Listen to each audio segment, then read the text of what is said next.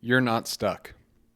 I want you to sit with that for a second because I know that it does not feel that way. It feels like your circumstances. It feels like bad timing. Or you're in a situation that doesn't have a clear exit. And here's the thing I want you to remember from this entire episode, if nothing else. We're talking about decisions today and how sometimes you can feel stuck by contemplating certain decisions for such a long time or from not deciding to do something that you already know that you need to do. You know, you've run this scenario in your head hundreds of times before. You want that outcome, but you're too afraid to actually take that first step and make some kind of decision. And you already know what the answer is. Many times we already know what the answer is that we need to do to get to the next spot that we want to be at.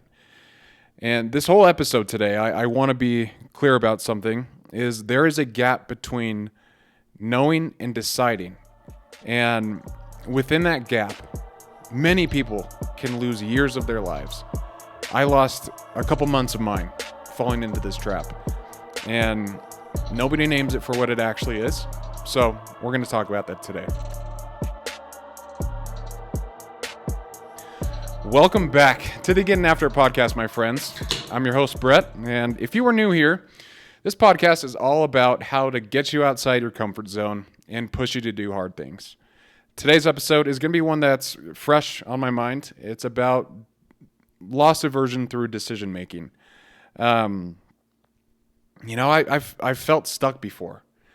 And many times throughout my life, when I have that feeling, it's because there's something that I know I need to do that I haven't done yet. And this is not a motivation episode. You can go back and listen to episode 179 where I talked about how you don't need more motivation, you need fewer excuses. So if you want an episode like that, go take a listen to that one. I think it could be helpful. And this is not an identity episode either. It's about the in-between. You know, it's more specific than both of those. And when you're in that spot where you know you have a decision that you need to make, it can feel like you're in limbo. It might even feel like you're in purgatory, where you're living some kind of hell every single day, avoiding that decision and staying in the same place that you are. And like I said, I want this to be a little bit more personal. I want you to know that I have experienced this too, and it's something all of us human beings, we go through at some point in our lives. Mine came a few weeks ago. To paint the picture a little clearer, December of last year, I decided that I needed a new job, that I needed to find a place where I could grow because I had open conversations with my boss about my growth trajectory, where I was, and he made it very clear that there really was nothing I could grow into. You know, they weren't hiring new positions. There wasn't anyone's position who I could take. And so there was just this place for me where I was comfortable. And, you know, I had a steady paycheck. I was good at what I did. But deep down, you know, especially with having a podcast called Getting After It, I always believe that I need to push myself in ways to continue that self growth for myself and to learn more about myself and what it means to work hard, what it means to do difficult things. And so as I went through an interview process with one company, it sounded like a great opportunity, and I made it through the entire interview process and eventually got a job offer. And I regret taking that job. It's the only way I can really say it. I do regret it because, the job itself was fine. The company itself was not where I wanted to be. And that's an important distinction to make. But there were aspects about the job that I wasn't interested in doing. That sounds a little crazy, but really that's the thing. It's like I couldn't see a future for myself in this position at the place I was at. And that I wore that I guess I didn't wear it, but I had that weigh on my mind all the time. I knew that I wasn't supposed to be here, that this was not the place for me, that there was something else I needed to be doing. Got to the point to where, I had these conversations in my head all the time of like, oh, I feel so wrong to be here. And not like the wrong in terms of like, oh, I'm I may have made a bad decision. Maybe this wasn't for me. It was kind of like, you're on the trails wearing flip-flops trying to do a trail run. That's like everything's uncomfortable. You probably slip and fall more. You stub your toes quite a bit. That's the kind of wrong I'm talking about here. So just wanted to get that out there. But it got to the point to where I had a business meeting in Hollywood, of all places. Hollywood, California. I don't know who has a business meeting there, but hey, sure enough, we did. And the entire plane ride, it felt like something was about to break. Like this angst inside of me was building up to the point to where I couldn't take it anymore. Knowing in the back of my head that I didn't want to be here, that there was plenty of other places I could go and work. And that feeling did not go away. In fact, I got in an Uber with one of my coworkers, and it just, without saying anything negative about her, because I don't want to her to listen to this or anything like that. She's definitely not the target audience. But that whole time, I was in the car and trying to have small talk with this person, and I felt like I was wearing a mask. I was being someone who I was not. And doing that long enough will wear on you. And it felt like that was my entire experience at that company. I was always trying to fit some kind of mold. I was always trying to wear a costume and fit in, and I hated it. And so when I finally got to my hotel room in Hollywood, I closed the door behind me, and I'm not kidding when I tell you this, I fell down to my knees. I was in a rough spot. I've known for weeks that this wasn't going to be my future, that I needed to find whatever was next for me that got me excited, that it was a place that I enjoyed working, I enjoyed my coworkers, and I liked what I did, which is not too hard to find if you actually seek and try and do that. And to tell you why I took this job, honestly, guys, it was mainly because of the paycheck. The paycheck was something that I thought was a joke when they told me that that's what they were going to give me. And it was, my base salary was more than my entire OTE was at my other position. And that felt good, honestly. Like the fact that they're like, yeah, you can have this much. I thought to myself, like, man, this is amazing. This is great. And that number kept me in this position longer than I should have been. And so when I was on my knees, I prayed. When I have big struggles like this, the first person I go to is God, because he's got all the answers. I firmly believe that.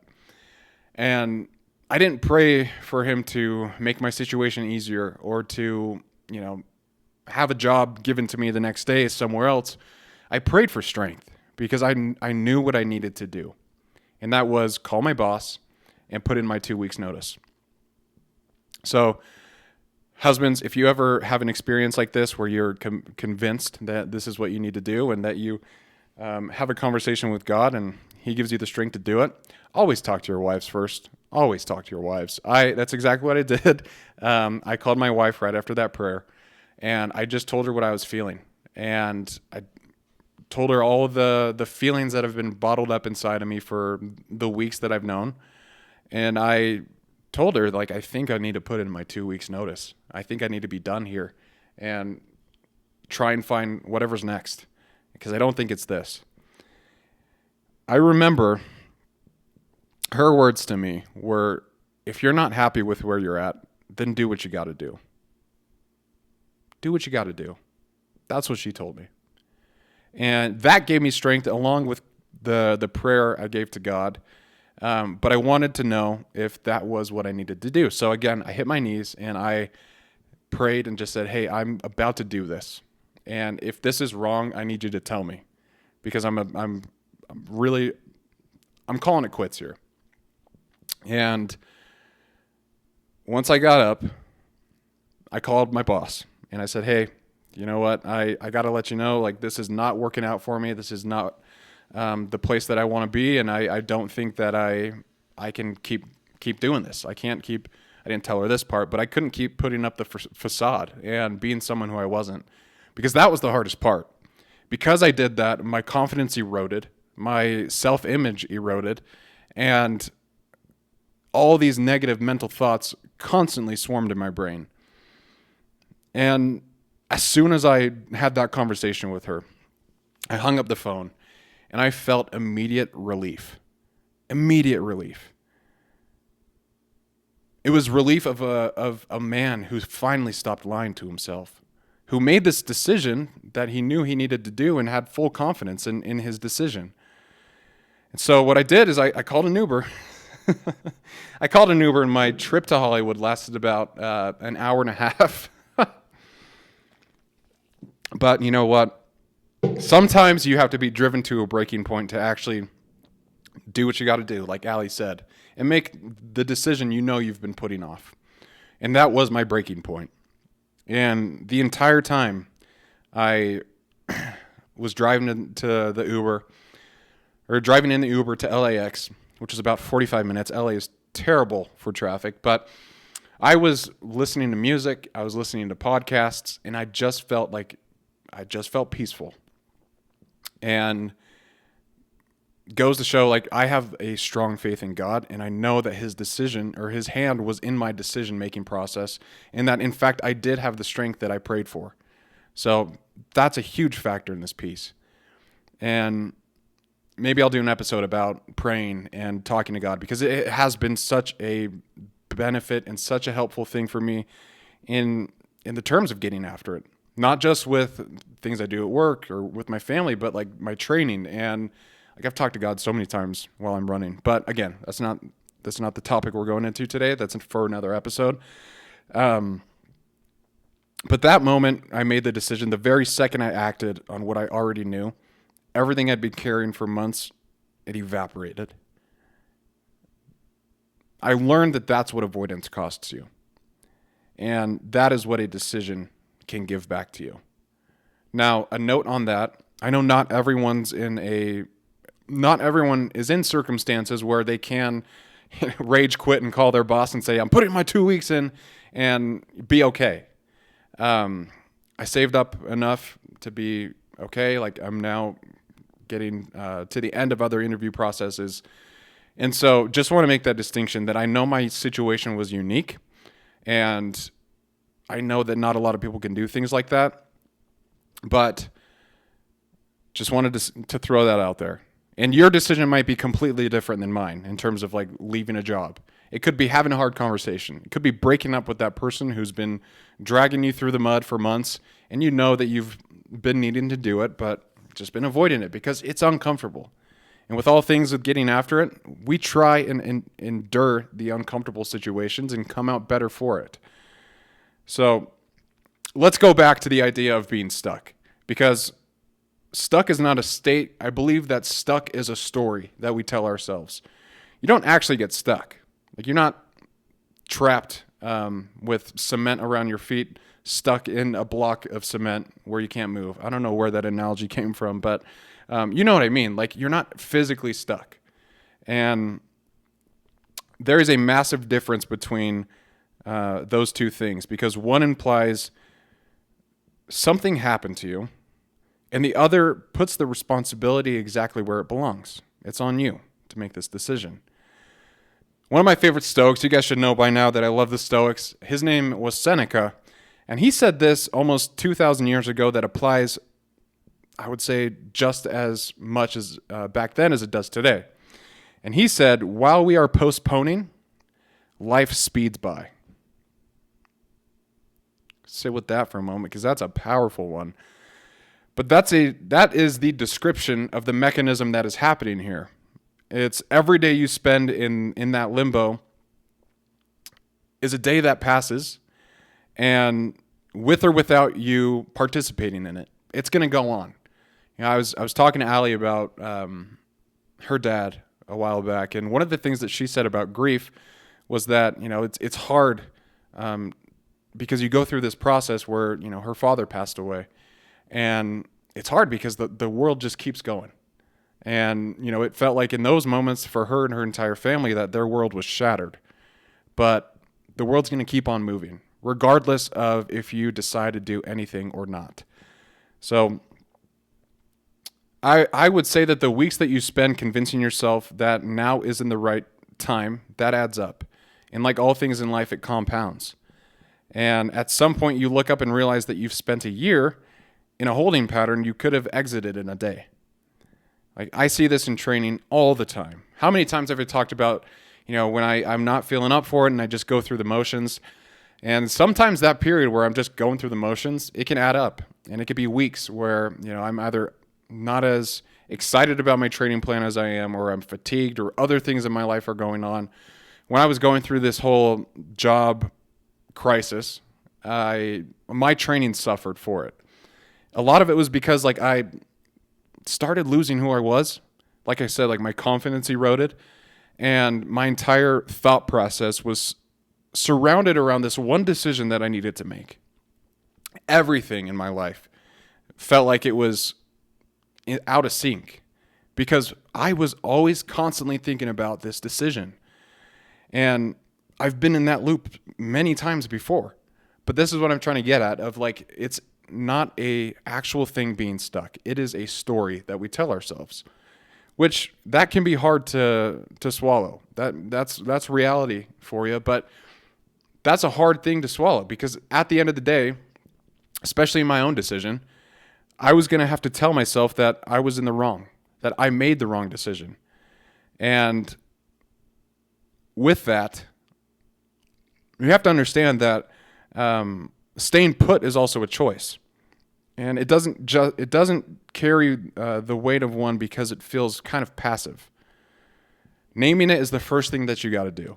So if you feel like you're stuck, if you feel like you're in a situation where you know that there's something you need to do but have just kind of avoided it, because loss aversion is a real thing, name it.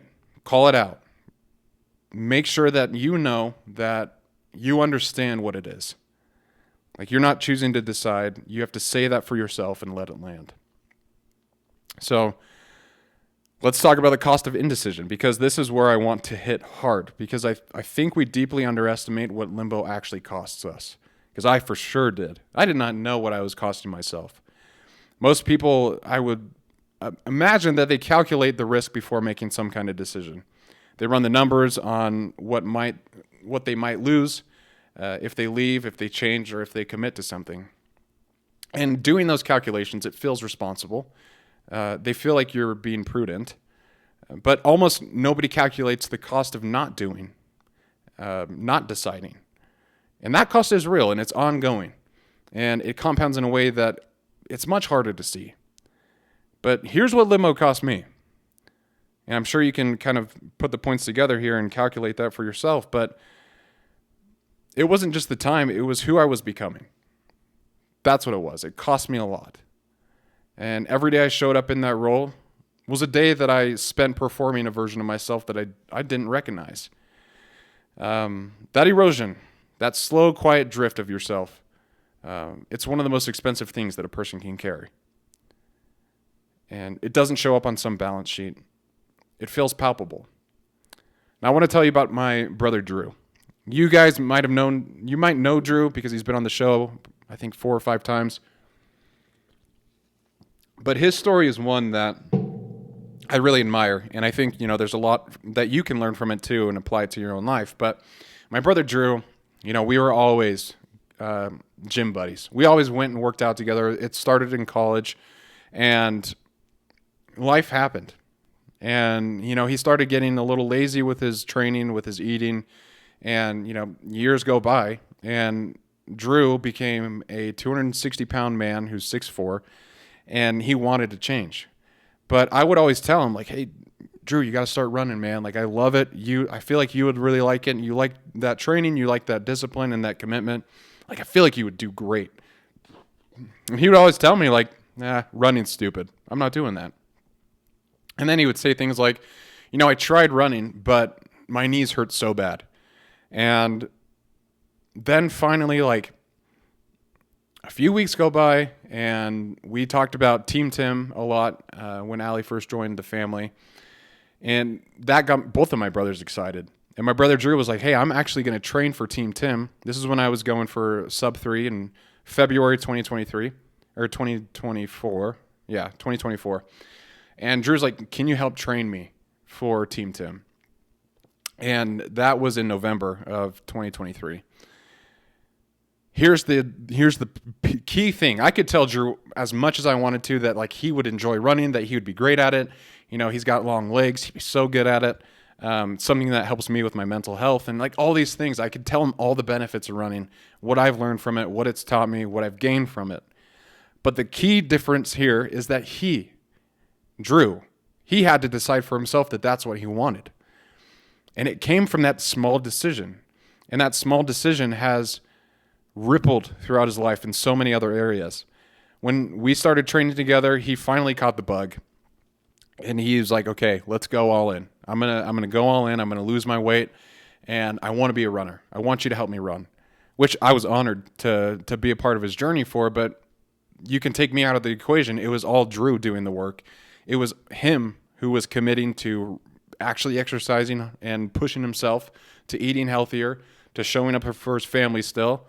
And that's something that has to be personal. It has to be from inside of you. If you want to change your life and make some kind of decision that you've been avoiding, you've got to commit to it, and it has to come from you.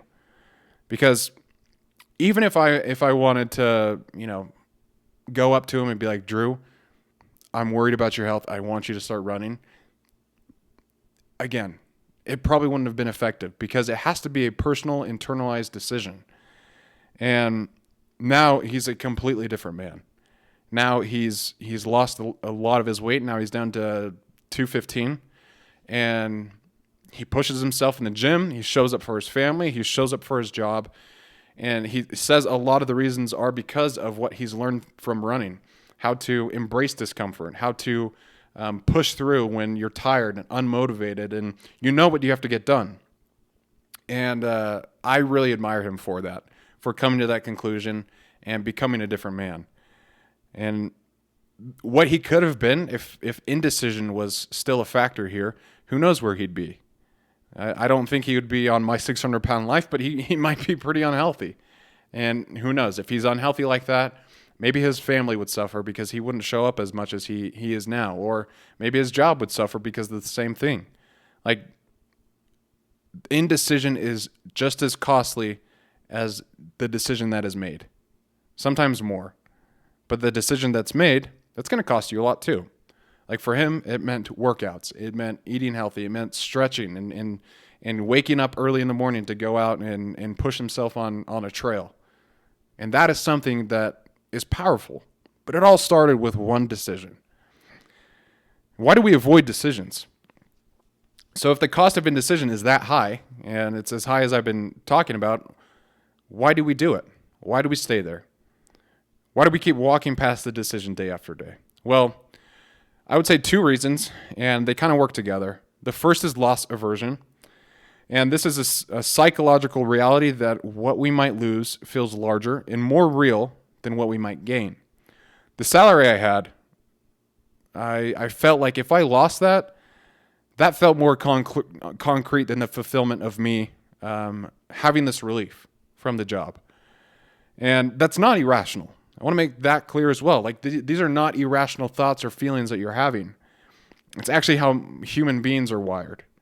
Losses loom larger than equivalent gains do a lot of the times, and we are built to protect what we have. We are wired for hunter-gatherer minds and understanding scarcity. And I believe that part of us can actually keep us in somewhere because we want that security. We want that safety. And it says, you have a family. You have bills. You have people who are depending on you. And this is not the time to take risks. And sometimes, yes, that is true. But a lot of the times, it's just fear wearing a costume.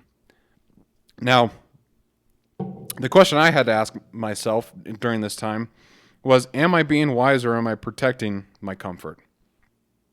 Because from the inside, those feel identical. They use the same kind of language. They make the same arguments. The only way to tell them apart is to get brutally honest about what you're actually afraid of. Which brings me to the second reason that we avoid decisions, and that's ego protection. Epictetus said it this way. He's another one of my favorite Stoics. His story is nuts. He was a slave, and then he became a very well-known Stoic, but He says, first, say to yourself what you would be, and then do what you have to do. The problem is that most of us have already told ourselves what we are. We've made commitments, public and private, and we've built a self-image around a role, a choice, or a direction that we're in. And to change that direction means admitting out loud to yourself and maybe to others that you were wrong. It's like what I was just talking about earlier. I had to admit that I was wrong for making the decision that I did. And sometimes that's harder than the actual decision itself. I promise you that. Like sometimes having to take a blow to your ego does not feel good. But if we go back to the teachings of Jocko Willink in Extreme Ownership, one of his points, one of the laws of battle that he talks about is no ego. Because ego doesn't do anything for you but make you feel good about yourself. It's where you got to be a little bit humble. You got to introduce humility into your life if you don't already have it. And again, it's not a comfortable thing to say, oh, man, I was wrong. I took this job offer because it had a good paycheck and I wanted to be comfortable and I have to wear a face mask every time I pretend like I show up to work wanting to be there. And that's hard. Loss aversion plus ego protection, those are two things that are going to be difficult. And from my own experience, those are the two engines of avoidance. And they work together so smoothly that most people never see them even running. So, how do you decide? How do you decide when you don't feel ready? I feel like that's a very valid question. And here's the thing that nobody tells you. Clarity does not come before the decision. It comes after. To go back to my own story, I did not have a plan when I called my boss. I did not have another job lined up. I didn't have some financial runway mapped out besides like, okay, I know how much is in my savings account and I'll be okay. I didn't know exactly what was next. I had one thing, the certainty that the cost of staying was higher than the cost of leaving. That's all. And that idea, that concept was enough for me. Winston Churchill, who is someone who I absolutely love, I'm reading this book. It's called Walking with Destiny. It's called Churchill, Walking with Destiny, written by Andrew Roberts. It's a 1,100-page book about Winston Churchill, and the stories in it are unbelievable. But what I've learned about Winston Churchill is he would make decisions all the time. He led Britain through World War II, and his entire career in politics, he was making decisions all the time. And sometimes he made the wrong decisions, but afterwards he would always adapt. And he changed course when circumstances demanded it without needing to have the full picture in hand first. And one of the things that he said is to improve is to change, and to be perfect is to change often. Winston, I love you, but obviously none of us are going to be perfect. But that's an important point. To improve is to change. To be perfect is to change often. And his life was proof, because he did not make perfect decisions. He made decisions and then he adapted. The plan built itself after he committed to that decision and to that direction. And that's our model here. That's what I'm trying to get at. You don't need to know everything that comes after the decision. You need to trust that motion will reveal the path in a way that's standing in it never will. I want to tell you about the phone call that I made before I called my boss. I talked to Allie, like I said. But what she said about do what you got to do or do what you need to do, that meant the world to me.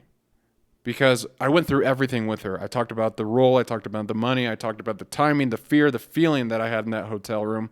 I talked to her about all of it. And she knew that I didn't have a plan.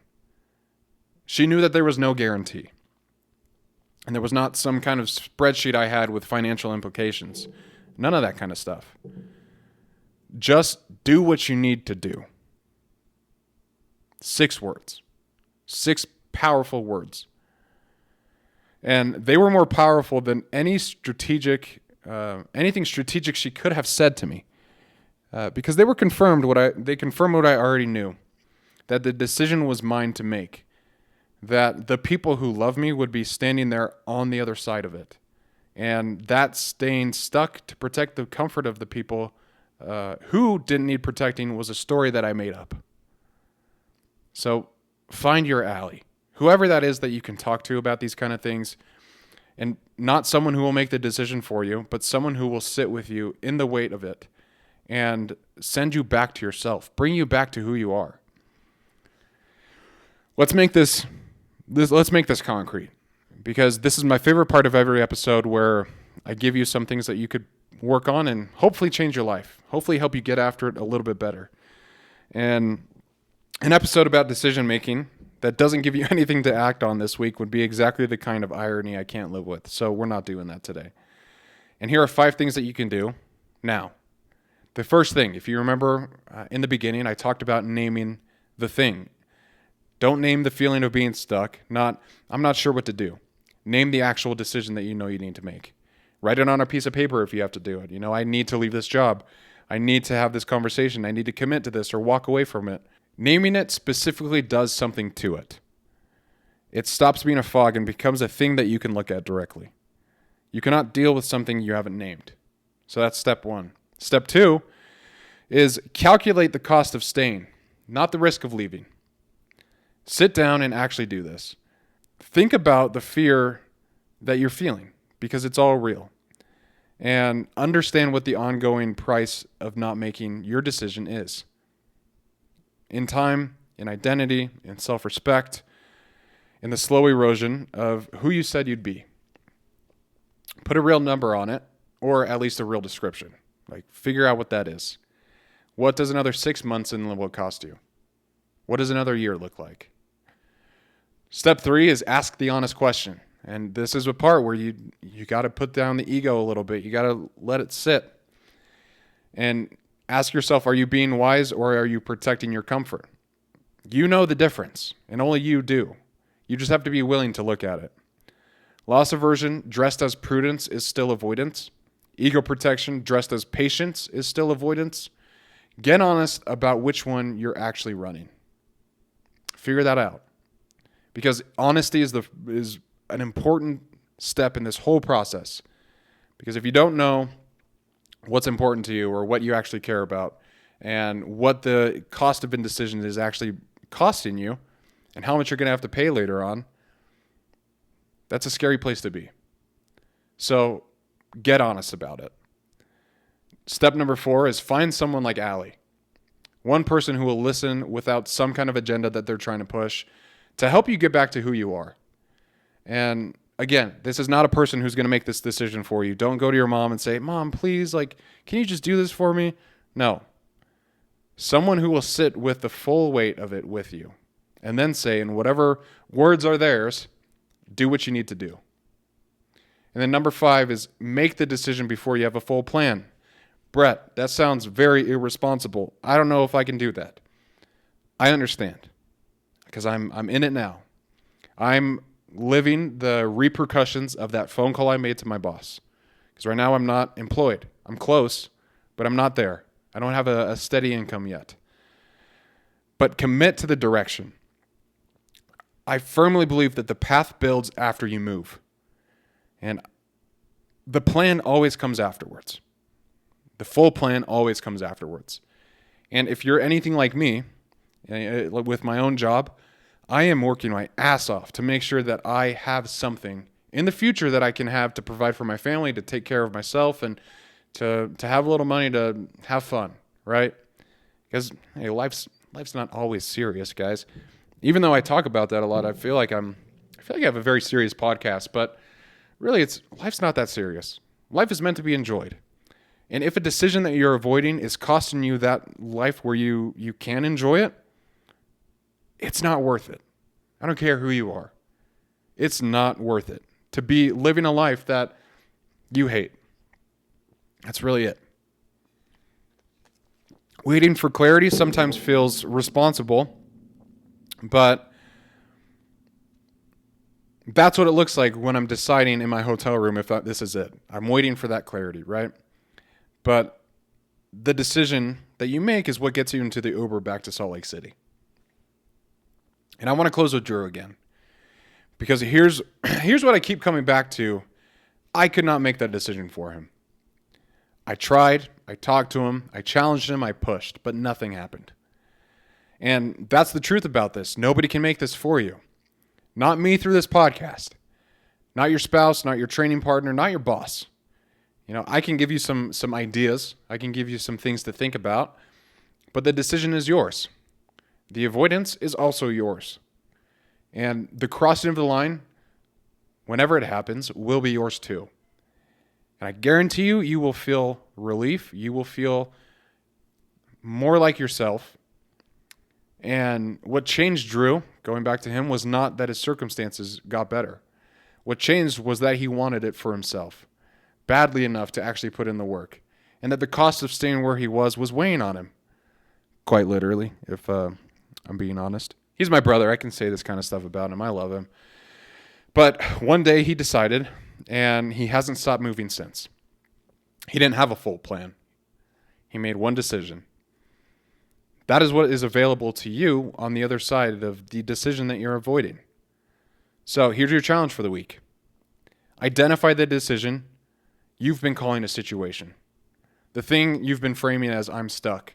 And what's actually true there is I haven't decided yet. Name it, write it down, and say it out loud.